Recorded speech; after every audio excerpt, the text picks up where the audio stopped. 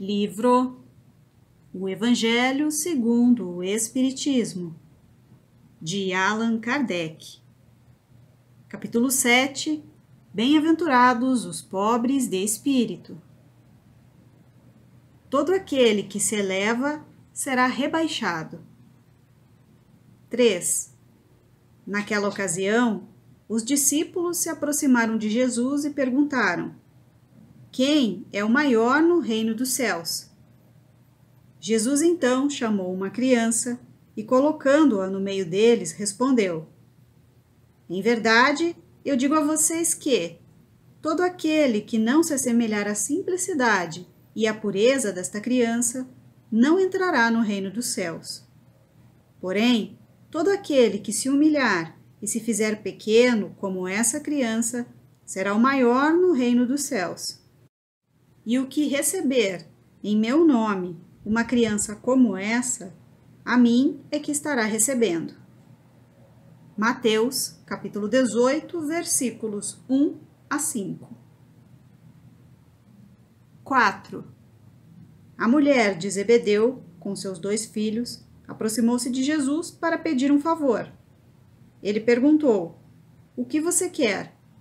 Ela respondeu: ordena a meus 2 filhos para que se sentem no seu reino, um à sua direita e outro à sua esquerda.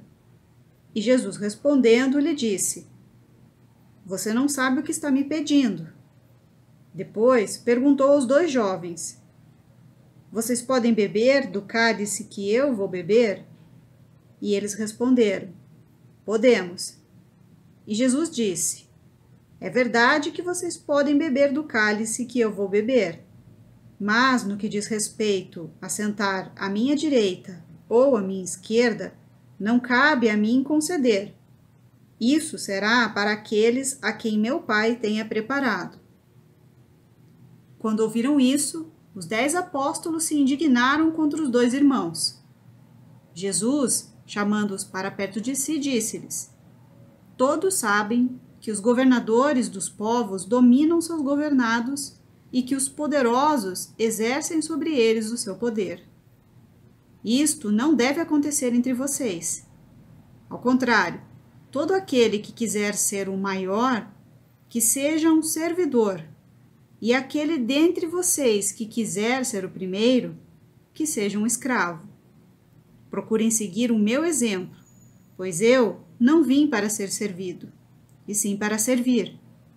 Vim dar minha vida para que isto sirva de exemplo a muitos. Mateus, capítulo 20, versículos 20 a 28. 5. Num dia de sábado, Jesus entrou na casa de um dos principais fariseus para ali fazer a sua refeição. Os que já estavam lá ficaram a observá-lo. Jesus, notando como os convidados escolhiam os primeiros lugares à mesa, deu-lhes um conselho: quando forem convidados a um banquete, não sentem nos primeiros lugares, porque pode acontecer que na festa estejam pessoas mais importantes e que o dono da casa peça para que cedam seus lugares a eles, e vocês, envergonhados, terão que buscar as últimas acomodações. Portanto, quando forem convidados a uma cerimônia, procurem os últimos assentos, para que, quando chegar o dono da casa que lhes convidou, diga: amigos, sentem-se mais próximo de mim. E isso será para vocês um motivo de glória perante os outros convidados que também estiverem sentados à mesa. Porque todo aquele que se eleva será rebaixado, e todo aquele que se rebaixa será elevado. Lucas, capítulo 14, versículos 1, 7 a 11. 6. Estes ensinamentos estão de acordo com o princípio da humildade, que Jesus não cansa de enfatizar como condição essencial para a felicidade prometida aos eleitos do Senhor, e que ele resumiu assim: bem-aventurados os pobres de espírito, pois é deles o reino dos céus. Jesus usa a criança como exemplo de simplicidade de coração e diz: Todo aquele que se humilhar e se fizer pequeno como esta criança, será o maior no reino dos céus. Ou seja, terá uma vida futura mais feliz todo aquele que não tiver nenhuma pretensão de ser superior ou de ser infalível. A base do ensinamento de Jesus está nestas palavras: todo aquele que quiser ser o maior, que seja um servidor. E também quando diz: todo aquele que se eleva será rebaixado, e todo aquele que se rebaixa será elevado.